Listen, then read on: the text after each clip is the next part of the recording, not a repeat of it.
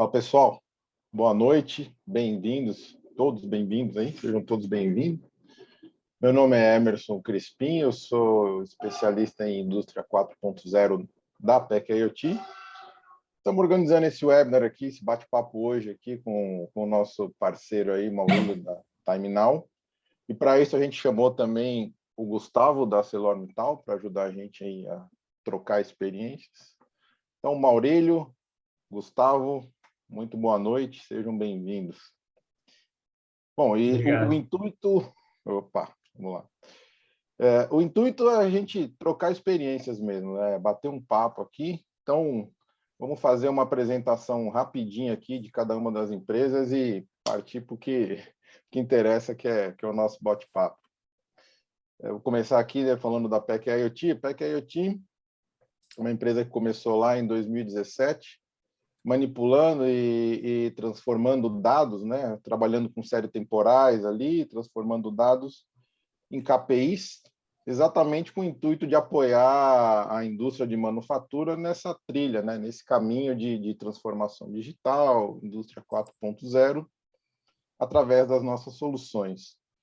A IPEC IoT é uma empresa nacional, uma empresa brasileira. Eu estou falando de São Paulo, o Xande está em Minas, mas nós temos uma estrutura em Florianópolis e temos uma estrutura em Portugal, que ajudou muito a internacionalizar os nossos clientes. Então, hoje a PEC IoT tem clientes espalhados pelo mundo inteiro aí. Ásia, muitos clientes na Europa, aqui no Brasil, América do Norte, e contando.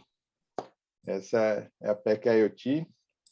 Maurílio, se quiser agora se apresentar, trazer um pouquinho da sua bagagem, falar um pouquinho da Plat para nós. Perfeito. Obrigado, Emerson. Obrigado, Alexandre, Gustavo, os demais que estão com a gente também. Primeiro, quero agradecer pela oportunidade de estar aqui batendo esse papo. Acho que é bem interessante sempre que a gente tem a oportunidade de falar de transformação digital, de indústria 4.0, de criar mecanismos para conseguir viabilizar esse processo dentro das indústrias, dentro das grandes empresas. Eu sou engenheiro de telecomunicações de formação e sempre trabalhei na indústria de software. Minha carreira foi toda na área de tecnologia, empreendi na área de software algumas vezes, mais recentemente eu vim para a TimeNow, que hoje é uma das principais empresas de engenharia consultiva do país. A gente é a 7ª maior, temos mais de 1.800 colaboradores no Brasil e no exterior. E nisso, o principal serviço da TimeNow é fazer o gerenciamento de projetos das grandes indústrias, onde a ArcelorMittal é uma delas, Braskem, Vale, Suzano, Bayer e diversas outras. E a gente, nesse processo de fazer gestão de projetos, a gente vem entendendo cada vez mais a necessidade da transformação digital nesse processo e da inovação, da tecnologia, da indústria 4.0. E nesse processo todo, a gente construiu há um ano, acabou de fazer um ano praticamente, a Plat, que é uma plataforma de transformação digital, onde a gente conecta indústrias a startups, ao ecossistema de inovação. A gente é um viabilizador da inovação aberta dentro das indústrias. A PEC IoT é uma das nossas startups parceiras, a gente tem outras 47, hoje a gente tem 48 startups no nosso ecossistema, oferecendo mais de 150 soluções tecnológicas para a indústria. Só que, evoluindo ainda mais nesse processo de transformação digital, a gente entendeu que não bastava simplesmente ferramentalizar a indústria. Eu acho que vai ser muito o objetivo do nosso papo aqui hoje, né? Falar que passa tudo por pessoas, passa por cultura, passa por processos. Então, hoje, a gente tem uma camada consultiva também nesse processo de transformação digital, sob a bandeira da TimeNow, numa linha de consultoria digital, que eu também cuido na empresa, onde a gente está buscando trazer melhorias de processos, mapeamentos de gaps, de oportunidades e tudo mais, que a gente vai ter, eu acho que, chance de conversar um pouquinho mais aqui, mas só para não estender demais aqui minha apresentação. Mas, além dessa parte de tecnologia, de ferramentas, de soluções, a gente tem uma camada muito consultiva na nossa oferta de serviços também, baseado em transformação digital. Show de bola, Maurílio. Show de bola. Obrigado. E já aproveito, eu vou me emendar aí, pedindo para o Gustavo também se apresentar, falar um pouquinho dos projetos que você está tocando lá na Celor. Gustavo, Perfeito, o microfone é seu. Perfeito, Emerson. Primeiro, agradecer a oportunidade de participar desse evento. Falar um pouquinho rápido da ArcelorMittal. Ela é o grupo com maior produção de aço do mundo, atualmente. Aqui no Brasil, eu atuo no segmento de aços planos, que é a produção de chapas e bobinas de aço, e atuo na área de transformação digital desse segmento de aços planos. Falando um pouquinho de mim, eu sou formado em engenharia elétrica, comecei atuando como engenheiro de planejamento, depois, em 2012, comecei a atuar como engenheiro de automação na Samarco. Em 2017, eu vim para a ArcelorMittal como engenheiro de automação também, e final de 2020, eu me transferi para a área de inovação e transformação digital, que tem como objetivo transformar o nosso segmento de aços planos digitalmente, né, como diz o nome, mas trazer uma cultura, um mindset que proponha novas formas de solucionar os desafios que a gente tem. Então, isso é um pouquinho da minha carreira e vamos começar um pouquinho esse bate-papo sobre Indústria 4.0. Show de bola. Obrigado, Gustavo. Obrigado, Maurílio. E, bom, pessoal, como o intuito aqui, né, desse nosso bate-papo é ajudar as pessoas, as empresas a traçarem aí uma estratégia para transformação digital para o próximo ano, aí, em 2023, eu queria começar compartilhando um pouquinho da filosofia da PEC IoT, o que a gente tem como pilar aqui, né, para desenvolvimento de todas as nossas soluções e nossa parte também consultiva, né? A PEC IoT também tem um trabalho de consultoria em trilhar esse caminho de transformação digital. Então, falar dos 3 pilares aqui que a gente acha importante, e daí a gente começa a discussão, eu vou falar rapidamente sobre eles. E o primeiro a gente acha importante sempre estabelecer objetivos, né? Estabelecer quais são os problemas que você quer resolver, as perguntas que você quer resolver com as iniciativas de transformação digital, né? Com a vivência dos conceitos de indústria 4.0. Então, o primeiro pilar que a gente acha importante é estabeleça seus objetivos, né? Ali tenha claro o que você busca, né? Porque todo mundo quer implementar tecnologia inovadora, tal, mas se você não tiver clareza de como e onde essas tecnologias vão te ajudar, por vezes, e a gente já presenciou isso, por vezes projetos morrem porque faltou ali clareza e as tecnologias começam a mais atrapalhar do que ajudar. Então, o primeiro pilar que a gente gostaria de trazer é estabelecer os objetivos. Segundo ponto que a gente acha muito importante dentro da PEC IoT crie uma cultura, né? É fundamental que você crie essa cultura voltada para a transformação digital, calcada, né, orientada em dados. Pode parecer meio clichê falar isso hoje em dia, atualmente, mas a importância de você ter uma cultura bem estabelecida nesse sentido é a de você fazer com que as mudanças aconteçam de baixo para cima, né?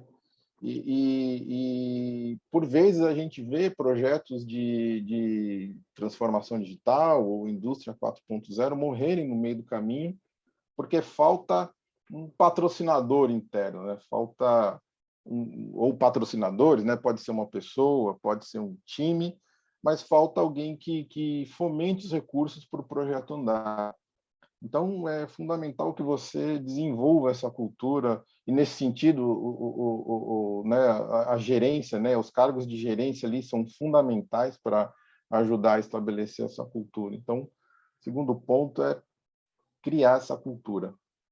E o terceiro, e não menos importante, né, desses 3 pontos que a gente enxerga como pilares da transformação digital tenha dados confiáveis, né? E dados hoje são são a base, né? São a base de qualquer esforço de transformação digital. Então, não basta que você tenha dados disponíveis, né? Muitas empresas têm, né? Já coletam dados, tem um historiador, tem um banco de dados e tem zilhões de dados lá.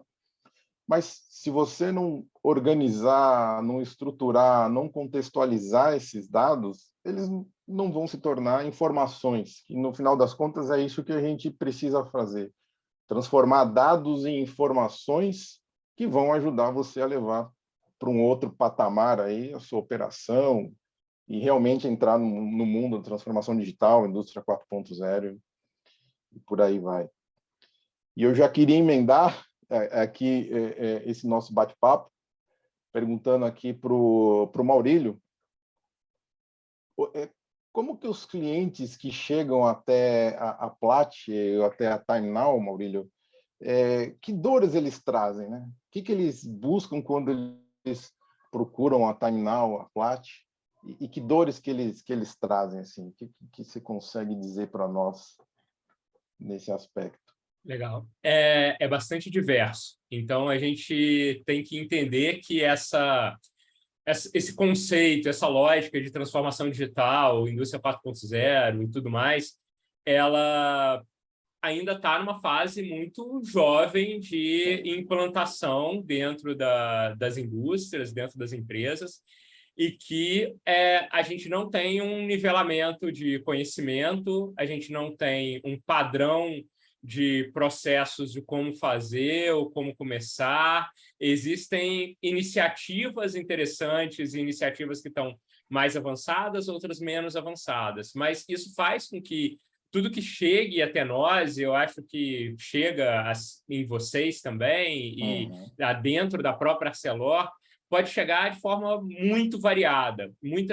Existem casos onde já chegam demandas muito específicas de já fiz um diagnóstico do processo que eu quero, dos ganhos que eu preciso ter nesse processo, de o que eu posso fazer, seja para automatizar, quais vão ser as minhas expectativas de resultado lá na frente, qual o ROI que eu estou buscando, qual o deadline que eu tenho para fazer uma transformação aqui dentro desse processo e tudo mais.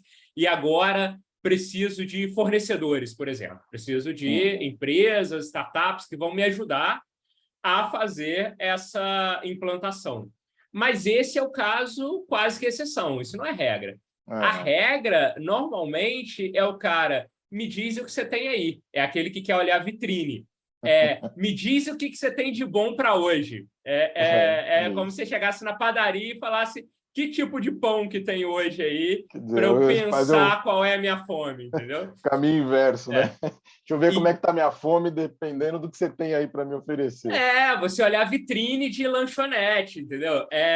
Falando de forma muito, muito pragmática, assim, a maior parte do que chega até a gente é o cara falando, me diz o que você tem de novidade, eu vou zapear no seu iFood para ver o que vai matar minha fome, o que vai brilhar meu olho. E a gente percebeu que esse é o caminho mais custoso que existe para todos os lados. Eu acho que é meio óbvio quando a gente começa a pensar um pouco mais sobre isso. Cara, esses são os projetos que, como você bem disse, Emerson, não passam de uma camada de, às vezes, fazer uma POC, fazer um piloto, não se desdobra em algo grande. E, então, não se desdobra em transformação, que é a principal palavra da nossa conversa. Não gera transformação, gera empolgação. Eu costumava dizer que isso normalmente é o cara que comprou um martelo bonito e aí ele sai procurando prego para bater. É mais ou menos isso. Isso aí. E normalmente quando isso vem assim da alta de geração, normalmente é dessa forma, porque eles se deslumbram com uma determinada tecnologia e falam, agora procura um problema para a gente resolver com isso aí. Exato. Começa pela tecnologia e aí, com aquela tecnologia, vai atrás de um problema para resolver. E aí... Exato. A transformação acho que só vai acontecer quando você vem de baixo para cima, cara. Quando você estrutura um time de arquitetos aí, tipo o Gustavo, e faça uma pré-seleção, cria um portfólio de problemas, e aí você vai procurando a melhor tecnologia, o melhor martelo para poder bater esses pregos aí. Exatamente. E eu queria adicionar só um ponto, o que o Maurílio também falou. Tem um outro tipo também que muitas vezes já chega com a dor. Às vezes chega também com a solução. Ah, eu quero isso e só quero que você ache uma tecnologia, um fornecedor para essa tecnologia. Então, tem este ponto. E tangibilizando um pouquinho o que o Maurílio falou, a gente fez algumas estatísticas. Depois, mais para frente, eu vou falar um pouquinho do programa Inovice, que teve uma pivotagem um pouco na forma de atuação, mas a gente tinha uma atuação inicialmente muito de prospecção, justamente de vitrine, de buscar, de vamos fazer olha, essa iniciativa que a gente achou, acho que é legal para sua área, pode ter essa solução. E a gente classificou elas como outside in, então a gente procura fora e tenta achar um match interno, e temos iniciativas inside out que partem de uma dor interna e vamos buscar soluções no mercado.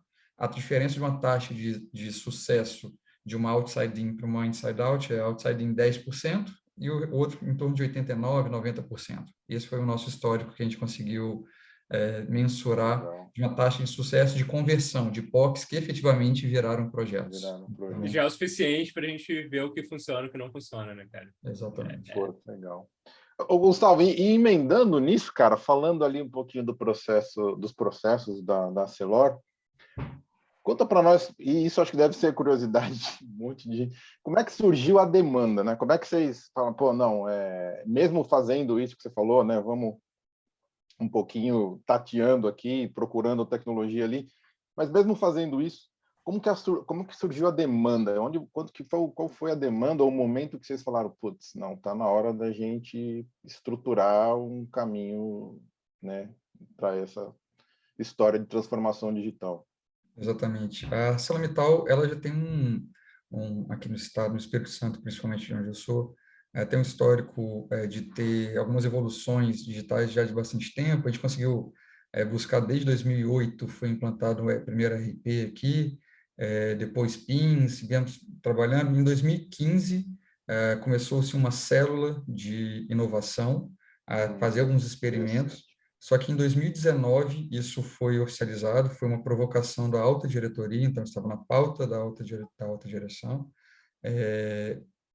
e foi criada a gerência de inovação e transformação digital, e com isso foi criado também o programa, que é o programa Inovice, e que ele compartilha bastante das filosofias que você passou, o Emerson.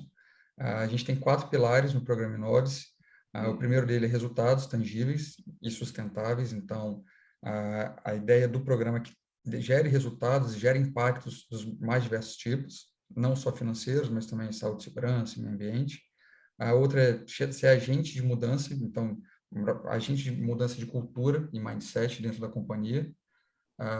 Um terceiro pilar é que a gente associe inovação e transformação digital à marca ArcelorMittal, e um quarto é que a gente fortaleça os ecossistemas da onde a gente está. E, aliado tudo a isso, logo quando estava se fazendo a definição de como seria esse programa, a gente teria uma gama de tecnologias, por onde começar. Como você falou bem dos dados, a gente tinha uma gama gigantesca de dados, e por isso e por outros itens que ajudaram a nossa definição, a gente definiu que nossa principal tecnologia seria a Advanced Analytics, focado basicamente nesses dados que a gente já tem bastante histórico, como eu disse, desde 2008 para cá a gente tem histórico bastante. Então, iniciou-se de uma provocação, de um início de uma célula embrionária dentro da automação, e a partir do momento que isso se tornou uma pauta da alta liderança, isso virou efetivamente um programa e foi constituído-se uma gerência para tocar esse assunto dentro do segmento de assos planos. Putz, legal, cara, interessante. Interessante ver exatamente isso que você está contando, né? Isso que você está dizendo, como as demandas partem, via de regra, lá do chão de fábrica, né? Que é a galera que geralmente tem a dor a ser resolvida e a demanda parte de lá. E como foi importante você falou, desenvolvemos aqui uma célula específica para isso, como foi importante vocês desenvolverem uma equipe que patrocinou, né? Que foi ali, foram os champions de defender a ideia dentro da ArcelorMittal. Então, bem legal escutar isso de uma pessoa que vem da indústria, né? Que vem do outro lado. A gente brinca um pouquinho também que a gente é como se fosse um Tinder, a gente ouve as dores e tenta encontrar no mercado soluções, tenta fazer esse Boa. match e fazer também um match, além do que está no mercado, a gente também tem internamente algumas esteiras de delivery, então também tenta fazer esse Tenta match e fazer. evolua da melhor forma possível. Pô, cara, legal, legal. E continuando ainda nesse aspecto, né? Tem uma das coisas que a gente enfrenta a dificuldade aqui do lado da PEC IoT, às vezes achar a figura ou o time que será o nosso champion lá dentro, né? Que vai patrocinar a demanda do pessoal do chão de fábrica que chegou até nós. Então, eu pergunto para vocês assim, quem vocês acham que é dentro de uma estrutura como a ArcelorMittal ou o Maurílio também pode ajudar? Quem é a figura que pode ajudar nessa interface, cara? Quem é a pessoa ou o time que dentro das empresas podem ajudar a patrocinar essa trilha de transformação digital? Quem é a persona que vocês acham que dentro de uma empresa teria aí as capacidades para transitar entre tecnologia de operação e usando a infraestrutura de TI? Convencer TI que precisamos usar os dados do chão de fábrica para melhorar a operação. Na ArcelorMittal a gente tem múltiplos atores, né?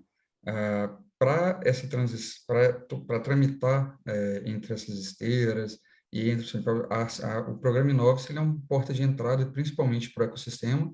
Então, para a gente poder fazer todas as introduções, a gente tem muito forte, cada iniciativa tem que ter um PO, um Project Owner, que normalmente é da área, então tem que partir dele essa dor, a gente precisa dessa figura, e também o patrocínio da alta direção, porque a nossa estrutura que foi gerada é para ajudar a dar cadência e ajudar a acelerar a transformação digital em todo o segmento. Então, o que a gente faz é facilitar este contato, auxiliar no levantamento de dores, encontrar parceiros que possam ajudar a solucionar essas dores, encaminhar isso também dentro das esteiras de delivery e reportar isso periodicamente às lideranças e que essas tratativas sejam tomadas. Então, são alguns pontos.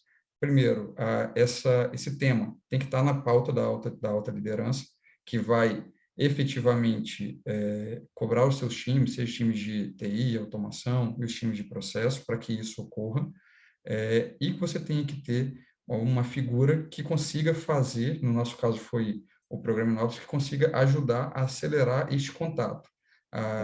Na ArcelorMittal a gente já tinha, os engenheiros, principalmente das unidades técnicas, já buscavam soluções no mercado, mas muito em empresas consolidadas. Então, a criação da nossa área é um pouco para a gente abrir um pouco o leque e conseguir entrar nos ecossistemas e conseguir trazer, olha, a gente tem 2 meninos aqui que estão fazendo uma solução, um IoT que pode solucionar nosso problema muito mais barato do que qualquer outra empresa e muito mais rápido. Vamos testar? Vamos fazer uma POC? Então, a gente serve muito para fazer justamente esse meio do caminho e essa comunicação entre a área de TI, a área de negócio que efetivamente tem a dor para solucionar e esse ecossistema que a gente fica buscando. Show de bola. Eu quero complementar só um pouquinho, Emerson. Eu acho que trazendo esse ponto que o Gustavo falou, eu acho super válidos para qualquer cenário, mas tem situações onde a gente não tem uma estrutura centralizada, como existe o Inovis na Arcelor, como algumas outras indústrias ou grandes empresas de forma geral, ainda não possuem ou não dão conta de ter uma capilaridade tão grande de chegar a todos os processos, a todas as áreas, ainda está numa fase mais incipiente, começando a testar ali algumas iniciativas mais pontuais. Eu acho que nesse processo é importante a gente entender quem de fato tem a dor, que a gente tem a ferramenta para solucionar, e falando no caso da PEC IoT ou de alguma outra startup, alguma outra empresa de tecnologia que quer entrar no cliente, entender quem é o dono dessa dor, quem vai ser o PO aí, como no exemplo do Gustavo, alguém que vai, de fato, conseguir levar isso para as lideranças, para a alta direção, de fato, de uma forma materializável, com os ganhos que aquilo pode gerar. Não adianta nada você chegar na pessoa errada, você chegar na pessoa que é só curiosa, você chegar naquela pessoa que não tem... ou ela não tem autonomia, aí não significa autonomia para tomada de decisão, muitas vezes. Às vezes, no primeiro momento, eu não chego em quem é o dono do dinheiro, mas eu chego em alguém que é um especialista técnico, que ele tem pelo menos autonomia para levar isso para cima, para defender o projeto, para defender os ganhos que aquilo vai levar para a organização. E, a partir daí, se construir, de fato, um projeto, entendendo que, para ele conseguir orçamento, para ele conseguir viabilizar tudo aquilo, precisa-se ter ou um ROI muito claro, ou entender quais os impactos vai ser entregue dentro do processo daquela indústria e tudo mais. E, a partir daí, se galgar junto com esse champion dentro da empresa todos os processos necessários para a aprovação, seja de uma POC, seja de um projeto maior, com orçamentos e tudo mais. Então, acho que parte muito da empresa que quer entrar como fornecedor, entender essa jornada complexa dentro da indústria. Sim. Se tem um ator facilitador como o Inovice, como um outro programa de inovação, super legal e importante, mas se não tem, praticamente a startup ela precisa fazer o papel desse ator e ela entender que a venda vai ser mais complexa, mas ela precisa conseguir justificar não em cima do pilar só de tecnologia. O que a gente vê muito é a startup querendo vender produto pelo produto. Vender, assim como tem o cara que demanda, que quer ver a vitrine da lanchonete, tem startup também que só se posiciona como pastel frito e não mostra para o cara que tem várias outras opções, que ela consegue ajudar ele a pensar que, às vezes, o que ele precisa não é de olhar para uma vitrine, ele precisa de outras coisas, vai conseguir ser consultivo nesse processo, entender que o cara pede A, às vezes ele precisa de C e D, mas ele nem consegue visualizar aquilo que ele precisa. Então, acho que é muito a gente entender que somos consultivos quando a gente entra na indústria. Independe se eu sou SaaS, se eu sou escalável ou se eu não sou. Se eu não estou disposto a ser consultivo, dificilmente eu vou conseguir entrar de forma assertiva. Perfeito. Vai muito de encontro ao que eu falei, muitas vezes já chego com alguma solução pronta. Eu quero uma solução de visão para resolver isso. Ok, mas qual que é a sua dor? Que está dando problema nisso? Então, vamos alguma coisa que não dê problema nisso do que detecção desse problema. Então, é justamente isso, de abrir um pouco o leque de aonde que está a dor efetiva, o que eu quero efetivamente resolver. Porque a transformação digital ela é exponencial do que você está fazendo. Então, se você tem uma solução, você consegue exponencializar essa solução. Se você está digitalizando lixo, você está exponencializando lixo. Então, exatamente. A gente tem que voltar para o básico, muitas vezes, na hora de pensar. Às vezes a gente fala muito de tecnologia, transformação digital, indústria 4.0, e entra naquelas discussões muito futurísticas, às vezes, pensando no que dá para fazer, não sei o quê.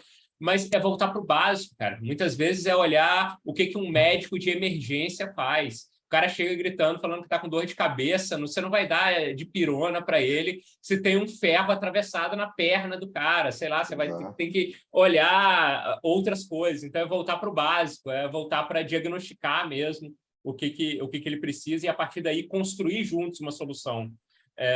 Por isso que não dá também para a gente pensar eu sou um fornecedor de tecnologia, eu tenho a tecnologia pronta e eu acoplo ela no meu processo, e aquilo ali vai ser totalmente self-service. Eu costumo dizer que não tem self-service para grande cliente, não tem self-service para a indústria.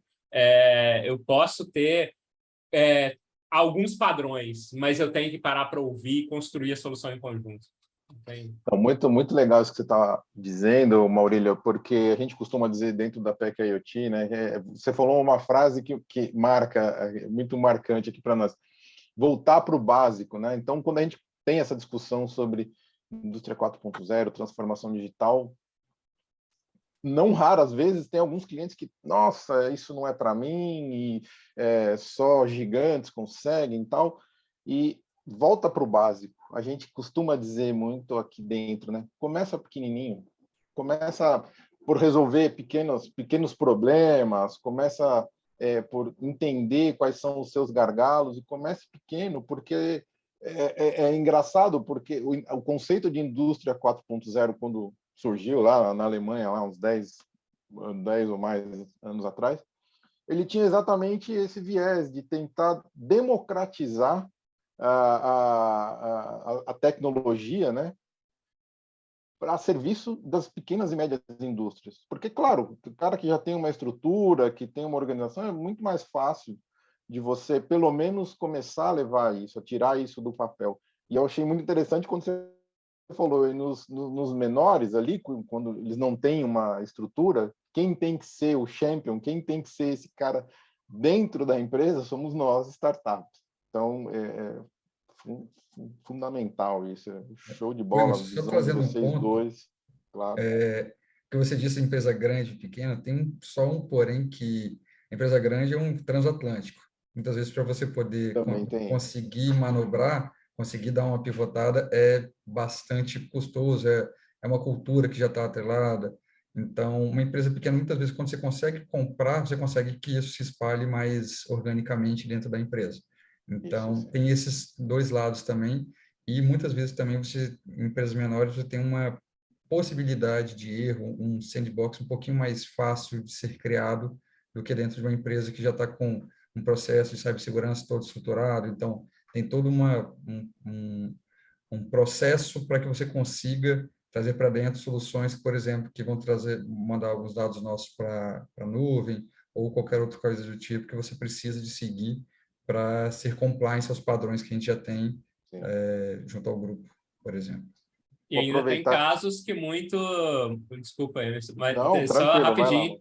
Não, só para complementar o que o Gustavo falou, tem casos ainda de empresas grandes que, na verdade, na prática, é um conjunto de um monte de empresas pequenas que você tem culturas completamente diferentes de uma área para outra, tem processos diferentes e que você entra, às vezes, com a sua solução em uma determinada área, você não consegue levar para a área que é par dela numa outra planta, que tem o mesmo processo, a mesma dor, no mesmo formato, igual, e você não consegue, porque é outra cultura, porque tem outras camadas de aprovação, tem outros objetivos, tem e tudo mais. Então, tem esse cenário ainda que, às vezes, a empresa grande são diversas empresinhas pequenas com vários donos ali dentro que sentam no processo e falam, aqui não, amigão. Aqui, você fez lá, mas aqui você tem que começar do zero.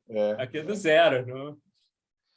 Cara, pegar o gancho nisso aí e a pergunta vale muito para os dois, assim. Então, sobre esse aspecto de tudo que a gente acabou de dizer, Maurílio acabou de dizer, qual é a maior dificuldade em sair do zero, né, para um projeto de indústria 4.0? Começar pelo Gustavo, né, que está dentro da indústria. Qual é a maior dificuldade, no teu ponto de vista, Gustavo, para sair do zero, tirar o projeto do papel? O que as empresas... Tem um projeto dentro da empresa, você precisa de ter... A primeira dificuldade é você ter a dor clara. Então, assim, você precisa ter o why e ter a dor clara. Mas se você quiser um primeiro passo para você estruturar um projeto, um primeiro projeto de transformação digital de uma empresa absolutamente do zero, você tem que ter isso na pauta da alta liderança, isso aí é o primeiro ponto, e você tem que ter um pouco de... Por quê? Porque isso exige um pouco de fé. Porque inicialmente na transformação digital, você normalmente começa com um budget que você vai testar itens que você não sabe se vai dar certo. Então, você precisa que isso esteja na pauta, que a alta liderança tenha comprado isso para que você consiga testar. Então, você tem que ter autonomia para poder fazer esse teste e você tem que ter esse budget inicial para conseguir fazer esses testes. Então, uma empresa que parte absolutamente do nada primeiro, vamos começar pequeno, começar pequeno para poder a gente testar rápido, errar rápido, pivotar se for necessário e gerar algum valor para que vá ganhando credibilidade no processo e então vai escalando. Isso para uma empresa que absolutamente tem nada. Você tem um outro tipo também que você pode fazer, se for pauta da alta direção, vamos instrumentalizar tudo, vamos fazer todos os dados e vamos contratar uma grande consultoria para transformar todo o nosso negócio. Mas aí é um custo muito mais elevado e são estratégias que eu vejo pouco acontecer. Então, o mais comum é que você tem um inicial, um funding, mas isso tem que vir de um patrocínio muito forte para que isso ocorra. Maurílio. Perfeito. Eu acho que é exatamente isso que o Gustavo falou, complementando um pouco e voltando na lógica do começar pelo básico. Acho que a gente tem que ir muito na linha lá do Simon Sinek, do comece pelo porquê. Por que eu quero fazer esse negócio, cara? Por quê? O que eu estou buscando? Qual o meu objetivo? Qual é os ganhos esperados? E entender já na origem daquele projeto qual a expectativa que eu vou atender, quem vão ser os stakeholders envolvidos e tudo mais. Senão, o que a gente mais vê são projetos morrerem na POC, que a POC acontece por um ímpeto no olhar da tecnologia pela tecnologia, achar legal, nossa, eu vi que esses caras conseguem conectar isso com aquilo, montar dashboards maravilhosos, automatiza a planta toda, faz isso, tal, olha só que legal, vamos fazer um piloto nosso aqui para ver se funciona. Eu costumo falar, cara, que esse é o pior piloto que tem. Funciona, cara, vai funcionar. O nosso desafio normalmente não é tecnológico. Funcionar, vai funcionar. Pode ter desafio tecnológico, mas esse vai ser uma camada muito mais à frente, ou se você está pegando, às vezes, uma startup muito imatura. Mas, sei lá, na hora que eu entro em uma camada como da PEC IoT, por exemplo, já tem cases, já tem clientes, já tem produto em operação, tal. Cara, fazer POC para ver se funciona, para mim é perda de tempo total, não faz o menor sentido. O objetivo tem que ser qual ganho eu espero ter com uma solução da PEC IoT, onde ela vai trazer esse ganho no meu processo, quem vão ser as pessoas envolvidas, o que eu vou conseguir, qual o tempo de ramp-up desse projeto, o retorno. Aí é muito mais desenhar o projeto de fato e entender o que eu busco lá na frente, qual o business case que eu quero construir nesse processo como um todo. Não é fazer POC para testar a tecnologia, para ver os meus dados no seu dashboard, para ver se fica bonito. Isso não serve para nada. Então, muitas vezes a gente vê isso, o cara quer só fazer as POCs ali e aí gasta aquele pouco dinheiro minguado que ele tem para trabalhar a inovação, mas não tem o orçamento de fato e nem sabe como construir o orçamento para criar um projeto de transformação digital de fato. Não é nem questão de não ter orçamento.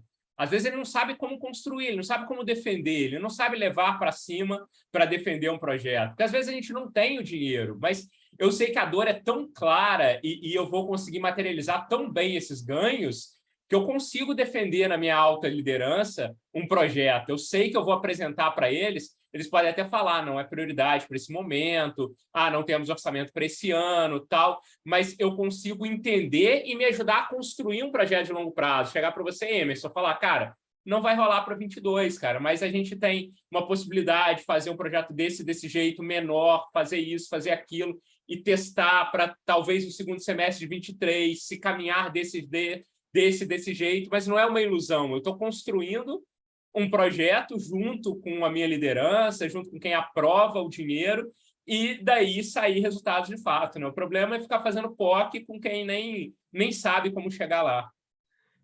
Maurílio, isso tem muito a ver com cultura também. Muitas vezes tem empresas, tem pessoas que têm uma cultura do medo instalada e que isso os impede de conseguir fazer uma promessa, ou também de dizer, olha, tem uma tendência muito grande que esse projeto dê isso. Mas pode ser que dê erro, pode ser que dê alguma falha, pode ser que por alguma especificidade da minha localização, aqui o meu produto, onde eu aplicar, gerou uma galha de Faraday, esse item não vai funcionar, ou qualquer outra coisa do tipo, isso pode dar algum erro. Por isso também que a gente faz POCs para tirar algumas especificidades que a gente tem no nosso processo.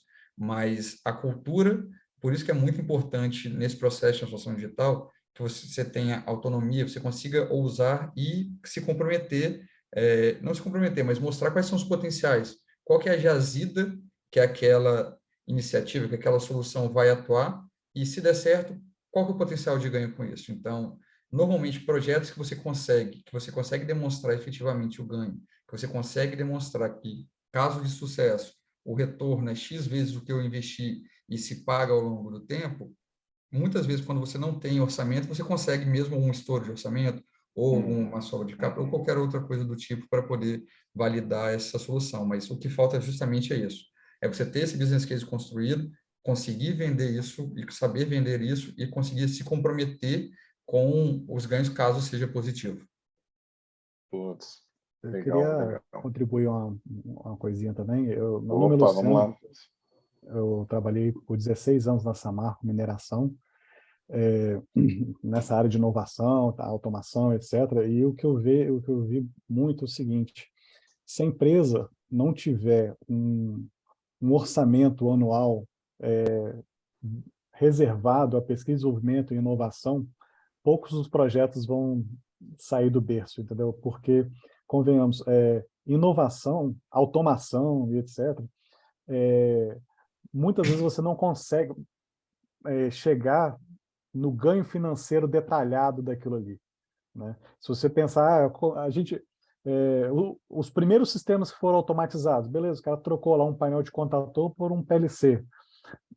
Cara, claro que teve vários ganhos, muitos deles intangíveis, de produtividade, etc. Mas colocar isso na ponta do lápis, você falar para a diretoria, ó, você vai ganhar tantos dólares nisso daí. Estou para dizer que são raros os projetos que vão para frente se apenas o ganho financeiro for levado em consideração. Para dizer que nenhum, viu, Luciano? Eu morri com 2 projetos na mão na Samarco de robotização de laboratório. Cheguei a fazer até o detalhado desses projetos e, infelizmente, eles foram mortos no ninho, né? Mas, se você for na Austrália, nenhum laboratório é concebido hoje sem automação deles. Nenhum. Se você já pensa numa planta nova, o laboratório é totalmente automatizado e robotizado. Aqui no Brasil, praticamente não tem nada de automação. Então, assim, se não tiver essa cultura de ter um dinheiro reservado para inovação, dificilmente as coisas vão para frente, na minha opinião. Não, legal que você trouxe, Luciano. E aí é que vem até uma outra que eu acho que vale trazer para a discussão, é como traçar as prioridades, né? Qual a visão de vocês, Gustavo e Maurício? Porque isso que o Luciano falou é muito importante, né? Como é que eu consigo traçar as prioridades? Como é que eu consigo levar isso? Cara, isso é uma prioridade. Como que eu consigo traçar elas para defender perante... Eu queria só fazer um comentário antes, em cima da fala do Luciano, só para fechar o ciclo do que, Claro. do que ele falou. Concordo bastante com o que ele trouxe. E eu acho que tem aí a questão do patrocínio, né? Eu acho que mais até do que o dinheiro. Eu entendo o ponto do teu orçamento, mas tem casos onde a gente vê que não necessariamente tem o orçamento, mas existe um patrocínio da alta liderança muito forte. Aí a gente consegue, muitas vezes, ter esse entendimento de que precisa dar esse salto de fé. Eu acho que foi o Gustavo que falou alguma coisa de fé agora há pouco, né? Precisa dar esse salto de fé mesmo e tem uma liderança patrocinando. E fala, cara, entendo que tá nítido, que não dá para justificar o ganho financeiro de forma absoluta aqui, mas também a gente também tem que tomar o cuidado para não usar isso como muleta e nada ser justificado e ficar tudo...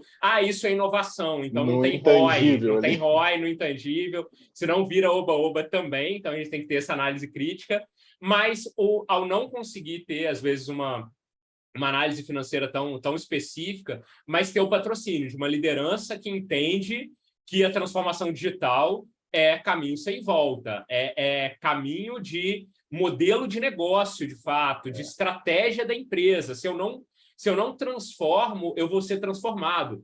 Então, às vezes, eu não consigo justificar a compra de um robô para agora, porque é mais barato eu colocar meia dúzia de pessoas fazendo aquele trabalho, mas eu vou ser transformado porque os meus concorrentes vão me engolir, seja em produtividade, seja em capacitação de mão de obra, seja em atração de talento, seja o que for, aí no médio prazo. Então, precisa ter essa visão estratégica também. Aí eu acho que entra na resposta do Emerson, vou tentar ser breve para o Gustavo falar, mas na pergunta do Emerson de traçar prioridades.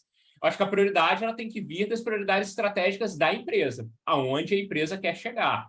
Então, se eu estou falando como uma empresa que vai implantar um processo de transformação digital, não dá para eu querer olhar as prioridades na ponta final do processo e começar a querer, vou começar a automatizar integrações, criar BIs, criar dashboards, painéis, análise de dados e robotização disso ou daquilo, se isso não está atrelado ao planejamento estratégico da empresa, se não está atrelado ao entendimento dessa empresa de para onde está indo o mercado dela, para onde está indo o modelo de negócio dela no futuro, onde ela quer chegar na estratégia de negócio. Então, para mim, as prioridades elas vêm das prioridades estratégicas, do planejamento estratégico e da visão de longo prazo dessa empresa, e isso é desdobrado onde vai chegar nas prioridades de transformação digital, que, na verdade, ela é só parte dessa visão de planejamento estratégico. Ela não é o contrário.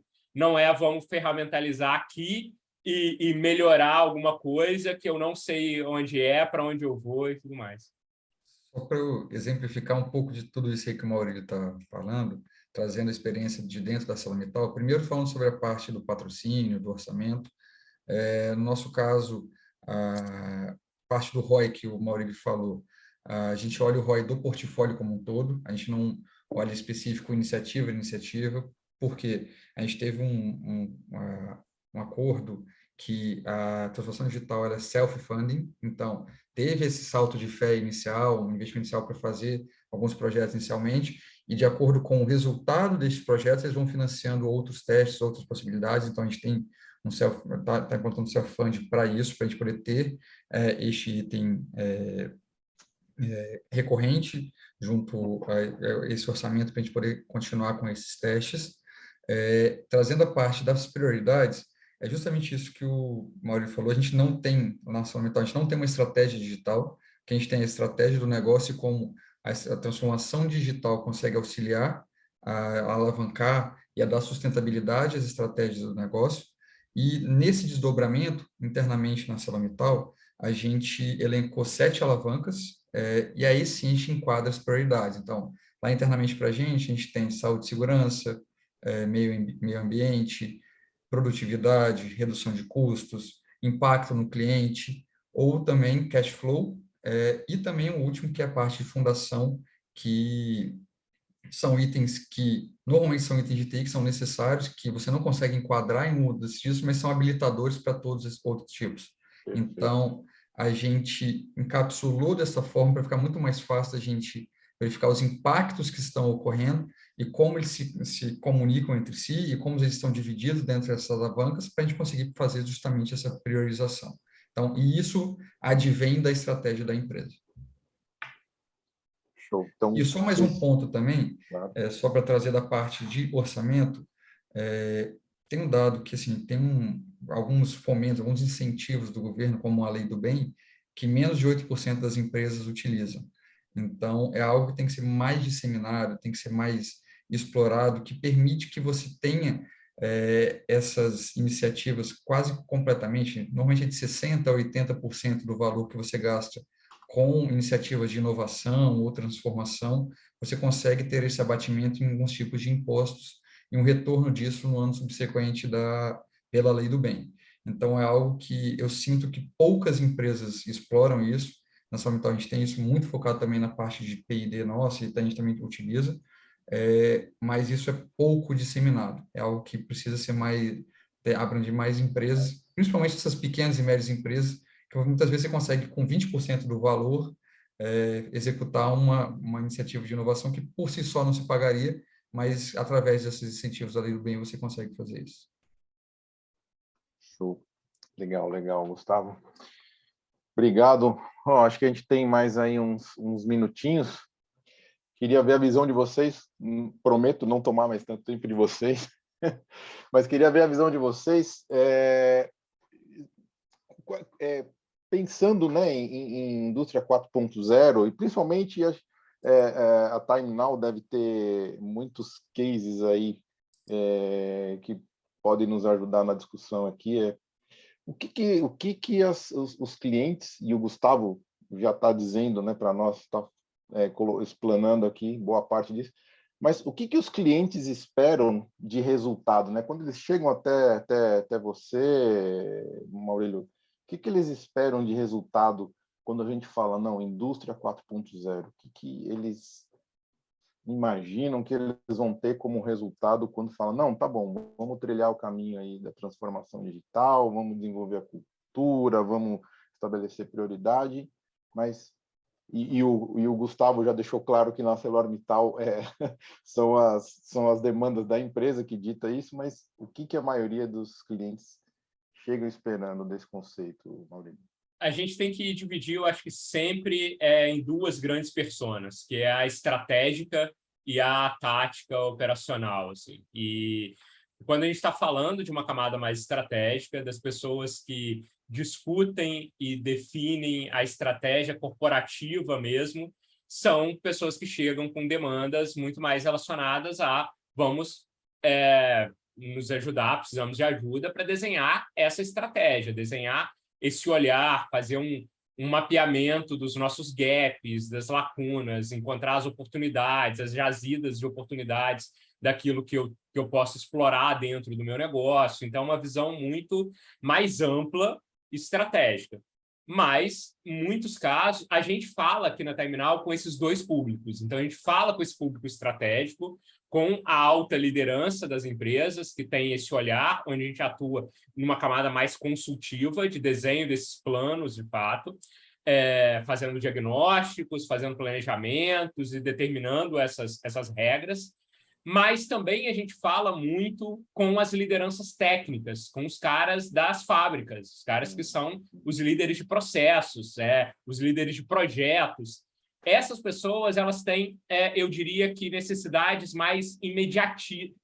Imediatismo pode parecer pejorativo, mas não entendo dessa forma. Mais imediatas, talvez, querem mais a aplicação de uma solução. Aí estão mais atrás, muitas vezes, da ferramentalização do processo. Estão atrás de tecnologia, estão atrás de pessoas que podem ajudar a uma implantação, uma integração, um desenvolvimento, ou uma coisa mais ferramentalizada mesmo, até porque elas não têm tanta autonomia para pensar o todo, ou para pensar a estratégia, elas querem resolver o problema que elas têm ali para aquele processo que ela está cuidando. Seja, vai ter uma parada da minha planta e eu tenho que resolver uma situação aqui de mobilização de pessoas, ou tem que resolver uma questão da atualização de um sistema, eu tenho que resolver uma questão do monitoramento dos meus ativos durante a parada. O cara tem demandas específicas e que ele quer fazer melhor do que ele fazia antes. Na minha parada anterior, eu tive determinados problemas, determinadas necessidades. Nessa agora, eu tenho diretrizes para fazer melhor, para trazer mais tecnologia, para trazer mais ferramentas, para trazer mais automação. Então, normalmente, essas demandas são mais assertivas, diretas e imediatas. Assim. Então, aqui a gente sente essas duas camadas bem diferenciadas. Às vezes pode cair no risco também dessas demandas mais operacionais, vamos dizer assim, para solucionar uma dor que a pessoa tem no momento, mas não é uma dor da companhia. Exatamente. Por exemplo, isso que eu faço, a mobilização me toma X horas, perfeito, mas eu quero uma solução para isso. Ok, a solução para isso, eu vou ter que mudar todo um processo que no momento não compensa. Então, assim... Eu estou com uma proposta comercial, que é um caso desse daí, na mão para elaboração nesse momento. Eu estava, antes de entrar na live aqui, trocando mensagem com a pessoa do meu time, com um cenário exatamente como esse. O demandante quer automatizar um processo que só dá para ele. Ele quer melhorar um processo que só dá para ele. A grande dificuldade é você tentar achar esse meio do caminho. O que é uma necessidade da empresa também, mas que também é uma dor. Você tem uma pessoa que tem essa dor para poder ajudar a conduzir. Então, é bem nesse sentido. Legal. Bom, a gente está aqui finalizando, né? Nosso tempo está terminando, mas eu vou jogar uma sementinha aqui nas considerações finais. Quero muito ouvir a visão de vocês aqui. E uma das coisas que passou aqui nesse bate-papo e que para mim é muito importante, exatamente o ponto que eu vou abordar agora aqui para a gente finalizar nosso papo, que é o que ficou muito claro para mim desse nosso bate-papo é que não deixe o perfeito atrapalhar o bom, né? O feito é melhor do que o perfeito. Então, com essa visão, queria saber de vocês, né? O que vocês esperam desse cenário, né? Vamos lá. Se você ficar esperando você ter ali as tecnologias todas implementadas, uma plataforma de IoT toda certinha e bem fundamentada para você começar a coletar dados, você não sai do zero. Então, considerações finais, gostaria de ouvir vocês a respeito disso, né? O que vocês acham que é importante a gente ter para deixar de lado o perfeito e partir atrás do que dá para ser feito ali, começar com o que a gente tem na mão. Fala aí, Gustavo. Tá bom. Exatamente a parte, você é uma forma diferente de pensar. Normalmente a indústria 4.0 vem com uma metodologia mais ágil para você justamente por isso.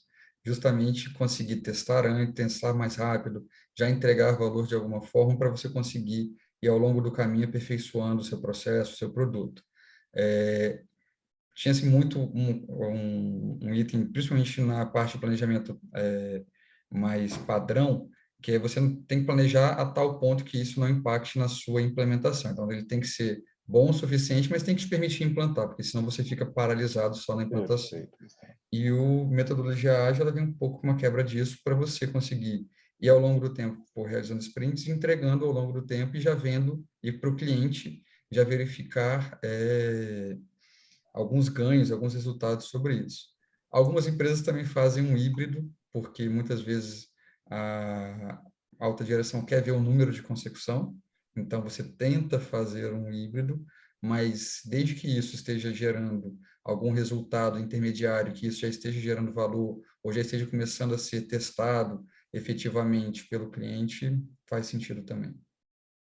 Perfeito. Acho que o Gustavo falou bem, não tenho muito a complementar.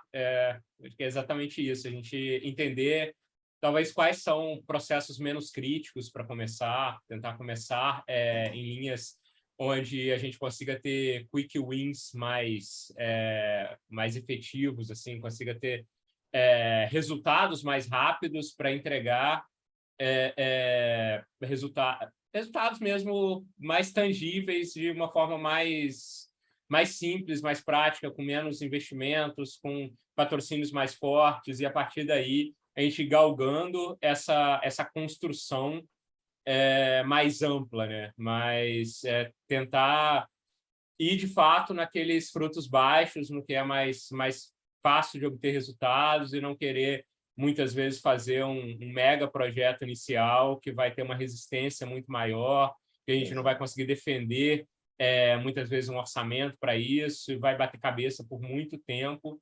E eu já vi startups estarem tentando, às vezes, entrar num processo como esse, de buscando um mega projeto, aí no final, na hora que o mega projeto foi aprovado, foi contratado uma mega empresa fornecedora, e não foi contratada a startup.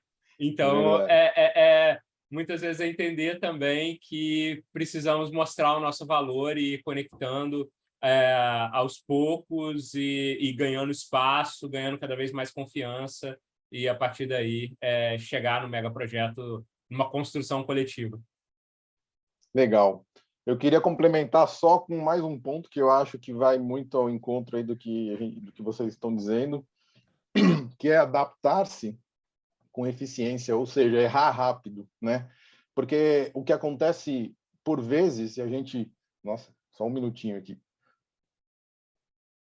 Falando demais. Mas o que acontece por vezes é que, às vezes, as empresas, as pessoas pegam ali um projeto que já deu certo em algum ambiente e tenta replicar esse mesmo projeto em um outro ambiente, fabril e tal, e não funciona. E aí aquela resistência a você mudar, né? Falar, não, putz, mas deu certo lá, vamos insistir aqui. E aí, às vezes, acaba matando um projeto, porque aquele projeto demanda uma customização, cada linha de produção tem as suas particularidades, cada processo tem as suas particularidades.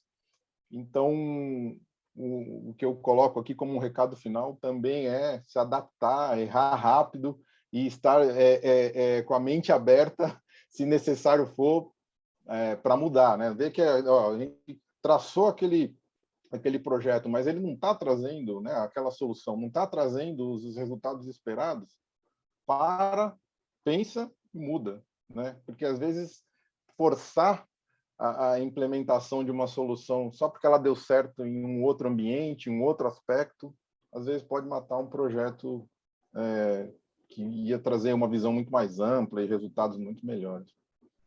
Então, é isso aí, pessoal.